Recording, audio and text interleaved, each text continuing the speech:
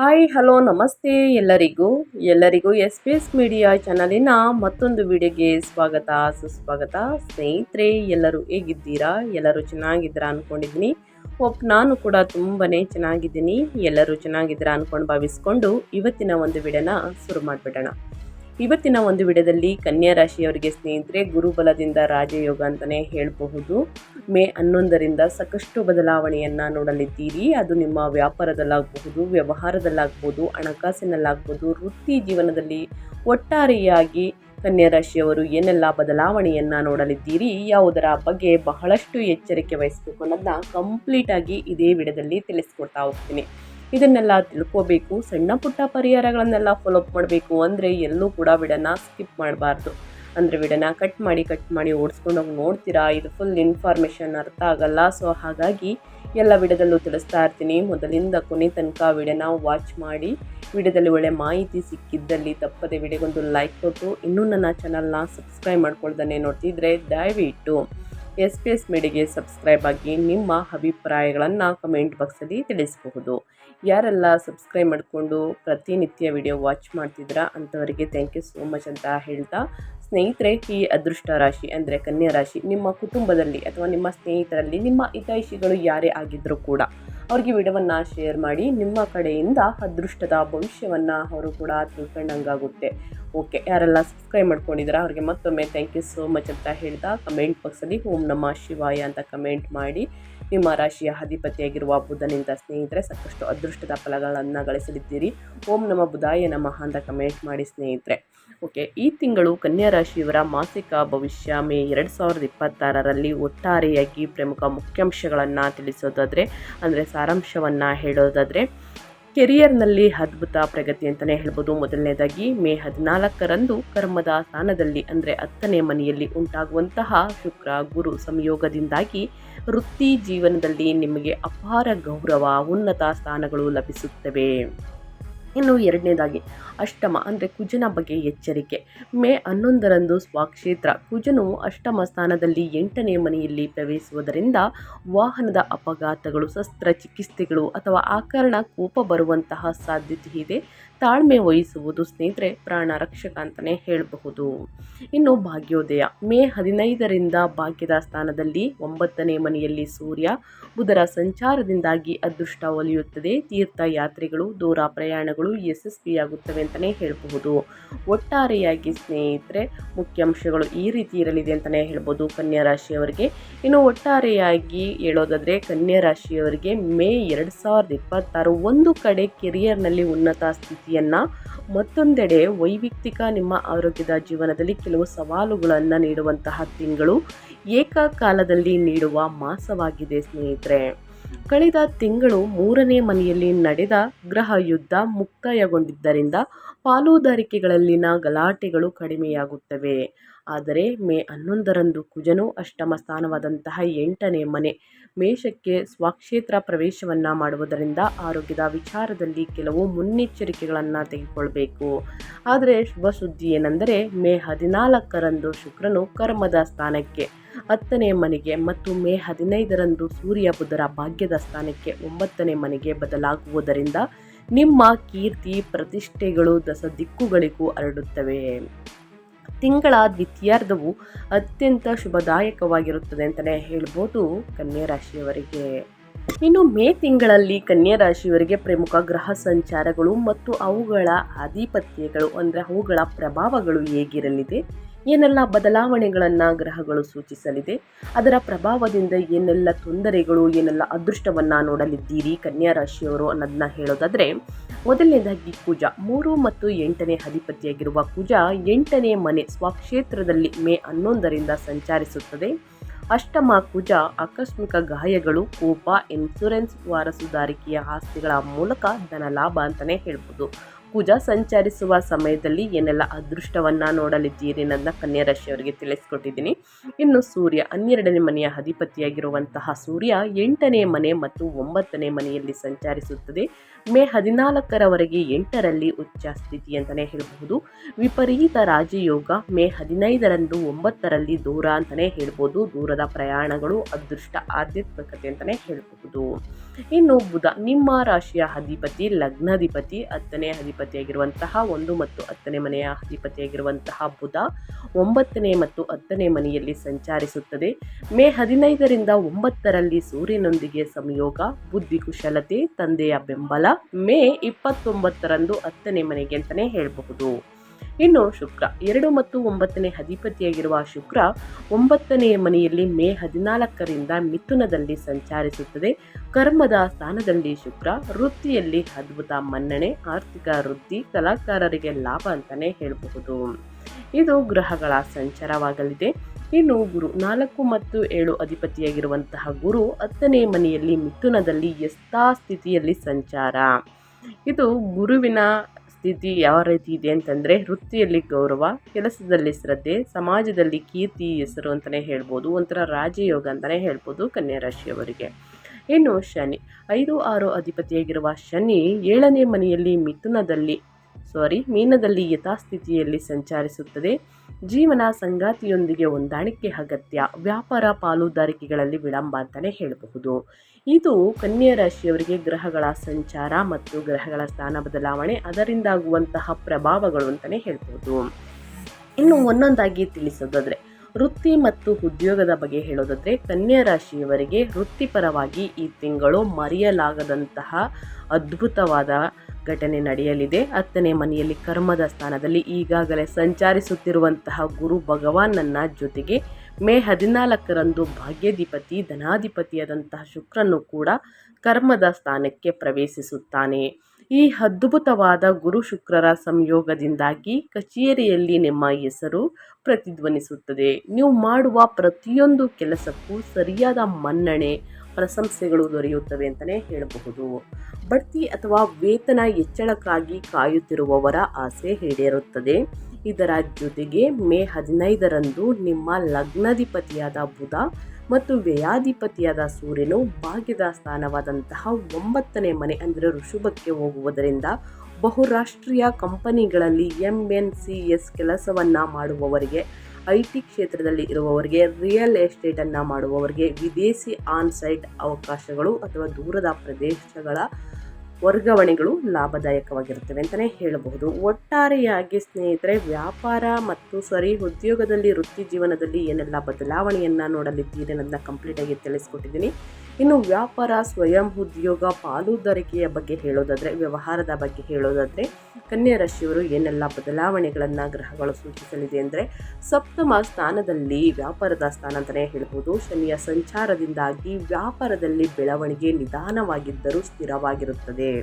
ಆದರೆ 10ನೇ ಮನೆಯಲ್ಲಿರುವ ಗುರು ಶುಕ್ರರ ಸಂಯೋಗವು ನಿಮ್ಮ ಬ್ರ್ಯಾಂಡ್ ಮೌಲ್ಯವನ್ನು ಹೆಚ್ಚಿಸುತ್ತದೆ. ಕಲೆ ಮತ್ತು ಕಾಸ್ಮೆಟಿಕ್ಸ್, ಈವೆಂಟ್ ಮ್ಯಾನೇಜ್ಮೆಂಟ್ ಮತ್ತು ಶಿಕ್ಷಣ ಸಂಬಂಧಿತ ವ್ಯಾಪಾರ ಮಾಡುವವರಿಗೆ ಗ್ರಾಹಕರ ದಟ್ಟಣೆ ಹೆಚ್ಚಿರುತ್ತದೆ. ಮೇ 15ರ ನಂತರ 9ನೇ ಮನೆಯಲ್ಲಿ ಉಂಟಾಗುವಂತಹ ಬುಧನಿತ್ಯ ಯೋಗದಿಂದಾಗಿ ವ್ಯಾಪಾರ ವಿಸ್ತರಣೆಗೆ, ಹೊಸ ಹೂಡಿಕೆಗಳಿಗಾಗಿ ಮಾಡುವಂತಹ ಮಾತುಕತೆಗಳು ಯಶಸ್ವಿಯಾಗುತ್ತವೆ. ಸರ್ಕಾರದ ಕಡೆಯಿಂದ ಬರಬೇಕಾದಂತಹ ಅನುಮತಿಗಳು ಅಥವಾ ಟೆಂಡರ್ಗಳು ನಿಮಗೆ ಸುಲಭವಾಗಿ ಸಿಗುತ್ತವೆ ಅಂತಲೇ ಹೇಳಬಹುದು.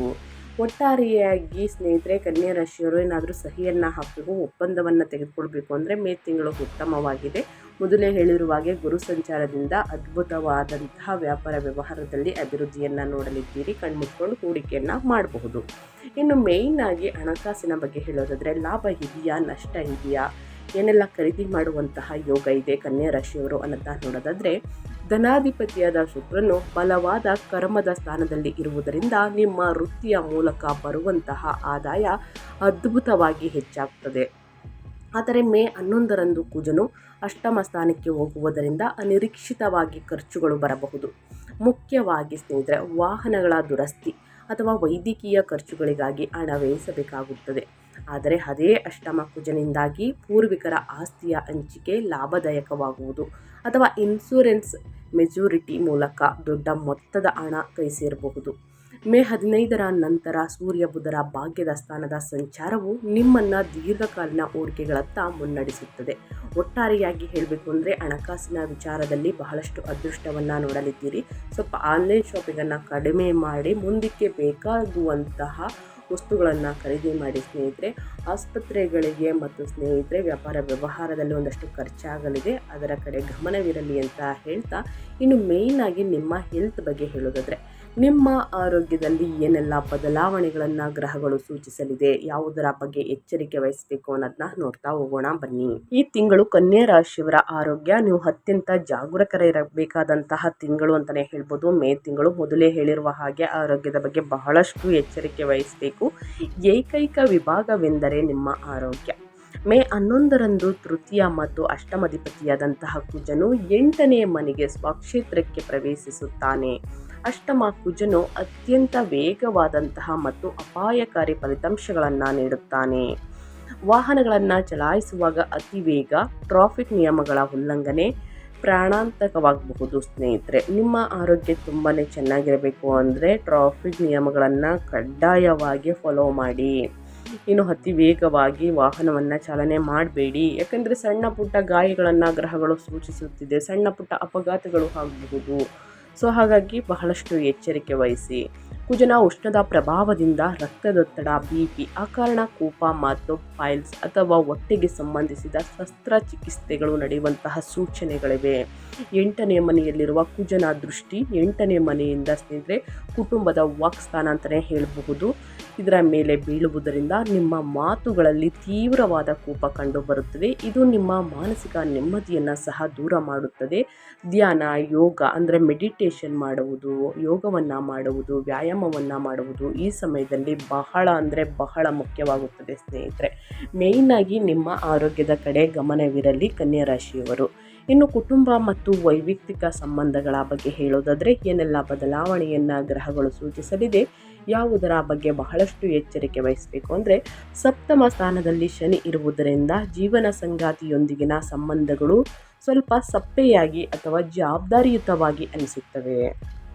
ಆದರೆ ಕರ್ಮದ ಸ್ಥಾನದಲ್ಲಿ ಶುಕ್ರನಿರುವುದರಿಂದ ನಿಮ್ಮ ವೃತ್ತಿ ಜೀವನದಲ್ಲಿ ಯಶಸ್ಸು, ನಿಮ್ಮ ಕುಟುಂಬದಲ್ಲೂ ಸಂತೋಷವನ್ನು ತರುತ್ತದೆ.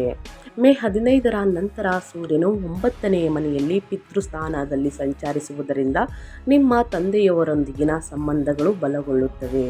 ಕುಟುಂಬ ಸದಸ್ಯರೊಂದಿಗೆ ತೀರ್ಥಯಾತ್ರೆಗಳಿಗೆ ಅಥವಾ ವಿದೇಶಿ ಪ್ರವಾಸಗಳಿಗೆ ಯೋಜನೆಗಳನ್ನು ರೂಪಿಸುತ್ತೀರಿ.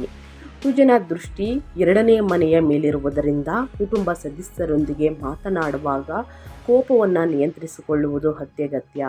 ಕನ್ಯಾ ರಾಶಿಯವರಿಗೆ ಅತಿಯಾದ ಕೋಪದಿಂದ ಸಂಬಂಧದಲ್ಲಿ ಬಿರುಕು ಮೂಡುವಂತಹ ಸೂಚನೆಗಳು ಕಂಡುಬರಲಿದೆ ಸ್ನೇಹಿತರೆ. ಸೊ ಹಾಗಾಗಿ ನಿಮ್ಮ ಕೋಪವನ್ನು ನಿಯಂತ್ರಣದಲ್ಲಿಟ್ಕೊಳ್ಬೇಕು. ಅತಿಯಾದ ಕೋಪ ಒಳಿತಲ್ಲ ಸ್ನೇಹಿತರೆ, ಇದರಿಂದ ಕುಟುಂಬದಲ್ಲಿ ಸಾಕಷ್ಟು ಬಿರುಕು ಮೂಡುವಂತಹ ಸಂಬಂಧಗಳ ಮನಸ್ತಾಪಗಳು ಹೆಚ್ಚಾಗಬಹುದು. ಸೊ ಹಾಗಾಗಿ ಕೋಪವನ್ನು ನಿಮ್ಮ ನಿಯಂತ್ರಣದಲ್ಲಿಟ್ಕೊಳ್ಳುವುದು ಉತ್ತಮ.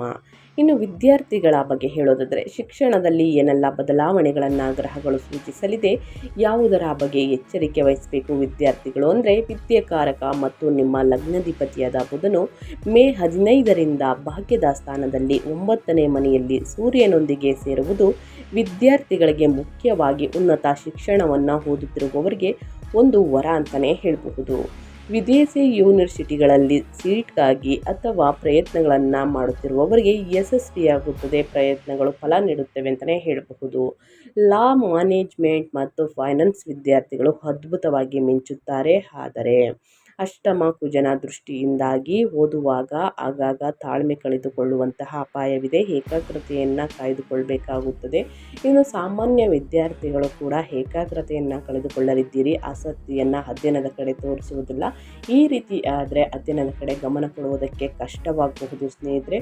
ಫಲಿತಾಂಶ ಕೂಡ ಸ್ನೇಹಿತರೆ ಕೆಳಮಟ್ಟಕ್ಕೆ ಬರಬಹುದು. ಸೊ ಹಾಗಾಗಿ ಪ್ರತಿದಿನ ಅಂದರೆ ಹನುಮಾನ್ ಚಾಲಿಸವನ್ನು ಪಠಿಸಿ ನಂತರ ಅಧ್ಯಯನದ ಕಡೆ ಗಮನ ಕೊಟ್ಟಿದ್ದಲ್ಲಿ ಸ್ನೇಹಿತರೆ ನಿಮ್ಮ ಏಕಾಗ್ರತೆ ಹೆಚ್ಚಾಗಲಿದೆ, ಅಧ್ಯಯನದ ಕಡೆ ಆಸಕ್ತಿ ಹೆಚ್ಚಾಗಲಿದೆ. ನಾನು ಓದಬೇಕು, ಒಳ್ಳೆಯ ಉನ್ನತ ಫಲಿತಾಂಶವನ್ನು ಗಳಿಸಬೇಕು ಅನ್ನೋ ಭಾವನೆ ನಿಮ್ಮಲ್ಲಿ ಮೂಡುತ್ತದೆ. ಇನ್ನು ತಂದೆ ತಾಯಿಯರ ಮಾತುಗಳನ್ನು ಪಾಲಿಸುವುದು, ಗುರು ಹಿರಿಯರನ್ನು ಗೌರವಿಸುವುದು ಬಹಳ ಅಂದರೆ ಬಹಳ ಮುಖ್ಯ ಸ್ನೇಹಿತರೆ. ಏನೆಲ್ಲ ಬದಲಾವಣೆಯನ್ನು ಕನ್ಯಾ ರಾಶಿ ವಿದ್ಯಾರ್ಥಿಗಳು ನೋಡಲಿದ್ದೀರಿ ಅನ್ನೋದನ್ನ ಒಟ್ಟಾರೆಯಾಗಿ ತಿಳಿಸ್ಕೊಟ್ಟಿದ್ದೀನಿ. ಏನೇ ಡೌಟ್ಸ್ ಇದ್ದರೂ ಕೂಡ ಕಮೆಂಟ್ ಮಾಡಿ. ಅಂದರೆ ವ್ಯಾಪಾರದಲ್ಲಿ, ವ್ಯವಹಾರದಲ್ಲಿ, ಹಣಕಾಸಿನಲ್ಲಿ, ವೃತ್ತಿ ಜೀವನದಲ್ಲಿ, ಉದ್ಯೋಗದಲ್ಲಿ ಏನೇ ಬಗ್ಗೆ ಕೇಳಬೇಕು ಅಂದರೂ ಕೂಡ ಕಮೆಂಟ್ ಮಾಡಿ, ಖಂಡಿತವಾಗಿಯೂ ಆನ್ಸರ್ ಮಾಡ್ತೀನಿ ಅಂತ ಹೇಳ್ತಾ, ಇನ್ನು ಇಷ್ಟರಲ್ಲಿ ಸಮಸ್ಯೆಗಳು ಕಂಡು ಬಂದಿದ್ದಲ್ಲಿ ಈ ಪರಿಹಾರಗಳನ್ನು ಅನುಸರಿಸಿ ಆದಷ್ಟು ಶಕ್ತಿಶಾಲಿಯಾದಂತಹ ಭಯಂಕರ ಪರಿಣಾಮಕಾರಿ ಪರಿಹಾರವಾಗಿರುತ್ತದೆ. ಈ ಪರಿಹಾರಗಳನ್ನು ಅನುಸರಿಸಿ ಆದಷ್ಟು ಕಷ್ಟಗಳು, ಸಮಸ್ಯೆಗಳು, ಅಡಚಣೆಗಳು ನಿವಾರಣೆಯಾಗಲಿದೆ. ಅಷ್ಟಮ ಸ್ಥಾನದಲ್ಲಿರುವ ಕುಜನ ಅಪಾಯಕಾರಿ ದೋಷಗಳನ್ನು ನಿವಾರಿಸಿಕೊಂಡು ಕರ್ಮದ ಸ್ಥಾನದಲ್ಲಿರುವಂತಹ ಶುಭ ಗ್ರಹಗಳ ಸಂಪೂರ್ಣ ಪ್ರಯೋಜನಗಳನ್ನು ಪಡೆಯಲು ಈ ಪರಿಹಾರಗಳನ್ನು ಫಾಲೋ ಮಾಡಿ. ಮೊದಲನೇದಾಗಿ ಸುಬ್ರಹ್ಮಣ್ಯ ಮತ್ತು ಹನುಮಂತನ ಆರಾಧನೆ. ಅಂದರೆ ಅಷ್ಟಮ ಕುಜನಿಂದ ಬರುವ ಅಪಾಯಗಳು ಮತ್ತು ಕೋಪವನ್ನು ತಡೆಯಲು ಪ್ರತಿ ಮಂಗಳವಾರ ಸುಬ್ರಹ್ಮಣ್ಯ ಸ್ವಾಮಿಗೆ ಅಥವಾ ಹನುಮಂತನಿಗೆ ಕೆಂಪು ಹೂಗಳಿಂದ ಪೂಜೆ ಮಾಡಿ ಸುಂದರಕಾಂಡ ಪಾರಾಯಣವು ಬಹಳ ಒಳ್ಳೆಯದು ಸ್ನೇಹಿತರೆ. ಸೊ ಹಾಗಾಗಿ ತಪ್ಪದೆ ಈ ಒಂದು ಪರಿಹಾರವನ್ನು ಮಾಡಬಹುದು. ಇನ್ನು ಶ್ರೀ ವಿಷ್ಣು ಸಹಸ್ರನಾಮ. ನಿಮ್ಮ ಲಗ್ನಾಧಿಪತಿ ಬುಧನ ಬಲವನ್ನು ಹೆಚ್ಚಿಸಿ ಅದೃಷ್ಟವನ್ನು ಪಡೆಯಲು ಪ್ರತಿ ಬುಧವಾರ ವಿಷ್ಣು ಸಹಸ್ರನಾಮ ಸ್ತೋತ್ರವನ್ನು ಪಾರಾಯಣ ಮಾಡಿ. ಇನ್ನು ರಕ್ತದಾನ, ಔಷಧಿಗಳ ದಾನ. ಅಷ್ಟಮ ಕುಜನ ಶಸ್ತ್ರಚಿಕಿತ್ಸೆಗಳಿಗೆ ಕಾರಕನಾಗಿರುವುದರಿಂದ ಮುನ್ನೆಚ್ಚರಿಕೆಗೆ ಪರಿಹಾರವಾಗಿ ಸಾಧ್ಯವಾದರೆ ರಕ್ತದಾನ ಮಾಡಿ ಅಥವಾ ಬಡ ರೋಗಿಗಳಿಗೆ ಔಷಧಿಗಳನ್ನು ಖರೀದಿಸಿಕೊಡಿ ಸ್ನೇಹಿತರೆ. ಇನ್ನು ಗುರುವಾರದಂದು ಗುರು ಸ್ತೋತ್ರವನ್ನು ಹೇಳುವುದು, ಗುರುರಾಯರ ಮಂತ್ರವನ್ನು ಜಪ ಮಾಡುವುದು, ದತ್ತಾತ್ರೇಯ ಸ್ವಾಮಿಯ ಸ್ತೋತ್ರವನ್ನು ಹೇಳುವುದು ಸ್ನೇಹಿತರೆ, ದಕ್ಷಿಣಾಮೂರ್ತಿಯ ಸ್ತೋತ್ರವನ್ನು ಹೇಳುವುದು ಕೂಡ ಬಹಳ ಮುಖ್ಯ. ಯಾರಿಗೆ ಸ್ತೋತ್ರಗಳನ್ನು ಹೇಳುವುದಕ್ಕೆ ಬರುವುದಿಲ್ಲ ಅಂಥವರು ಕೇಳಿಸ್ಕೊಳ್ಬೋದು. ಪ್ರತಿ ಗುರುವಾರ ಮನಸ್ಸಿನಲ್ಲಿ ಒಂದು ಸಂಕಲ್ಪವನ್ನು ಮಾಡಿಕೊಂಡು ಗುರುರಾಯರನ್ನು ಪೂಜಿಸುವುದರಿಂದಲೂ ಕೂಡ ಕಷ್ಟಗಳು, ಸಮಸ್ಯೆಗಳು ಕ್ರಮೇಣವಾಗಿ ಕಡಿಮೆಯಾಗಲಿದೆ. ತಪ್ಪದೆ ಈ ಪರಿಹಾರಗಳನ್ನು ಕನ್ಯಾ ರಾಶಿಯವರು ಮಾಡಿ ಅಂತ ಹೇಳ್ತಾ ನಾನು ವಿಡಿಯೋನ ಎಂಡ್ ಮಾಡ್ತಾ ಇದ್ದೀನಿ. ದಯವಿಟ್ಟು ಇವತ್ತಿನ ಒಂದು ವಿಡಿಯೋದಲ್ಲಿ ಸಂಪೂರ್ಣ ಮಾಹಿತಿ ಸಿಕ್ಕಿದ್ದಲ್ಲಿ, ಈ ವಿಡಿಯೋ ಯೂಸ್ಫುಲ್ ಅನಿಸಿದ್ದಲ್ಲಿ ವಿಡಿಯೋಗೆ ಲೈಕ್ ಮಾಡೋದನ್ನ ಮರ್ತಿದ್ರೆ ದಯವಿಟ್ಟು ಲೈಕ್ ಮಾಡಿ. ಇನ್ನೂ ನನ್ನ ಚಾನಲ್ನ ಸಬ್ಸ್ಕ್ರೈಬ್ ಮಾಡ್ಕೊಂಡಿಲ್ಲ ಅಂದರೆ ಎಸ್ ಮೀಡಿಯಾಗೆ ಸಬ್ಸ್ಕ್ರೈಬ್ ಆಗಿ ನಿಮ್ಮ ಅಭಿಪ್ರಾಯಗಳನ್ನು ಕಮೆಂಟ್ ಬಾಕ್ಸಲ್ಲಿ ತಿಳಿಸಬಹುದು. ಯಾರೆಲ್ಲ ಸಬ್ಸ್ಕ್ರೈಬ್ ಮಾಡಿಕೊಂಡು ಪ್ರತಿನಿತ್ಯ ವಿಡಿಯೋ ವಾಚ್ ಮಾಡ್ತಿದ್ದೀರಾ ಅಂಥವರಿಗೆ ಥ್ಯಾಂಕ್ ಯು ಸೋ ಮಚ್ ಅಂತ ಹೇಳ್ತಾ, ನಿಮಗೂ ಮತ್ತು ನಿಮ್ಮ ಕುಟುಂಬಕ್ಕೆ ತುಂಬಾ ಒಳ್ಳೆಯದಾಗಲಿ. ಶನಿದೇವರ ಆಶೀರ್ವಾದ, ಶಿವನ ಅನುಗ್ರಹ ನಿಮ್ಮ ಮೇಲಿರಲಿ. ಗುರುಬಲ, ಶನಿಬಲ ಎರಡೂ ಕೂಡ ನಿಮ್ಮ ಜೀವನದಲ್ಲಿ ಅತಿ ಹೆಚ್ಚಾಗಿರಲಿ ಅಂತ ಹೇಳ್ತಾ ವಿಡಿಯೋನ ಎಂಡ್ ಮಾಡಿ ಮತ್ತೊಂದು ವಿಡಿಯೋದಲ್ಲಿ ಸಿಗ್ತೀನಿ. Thank you for watching.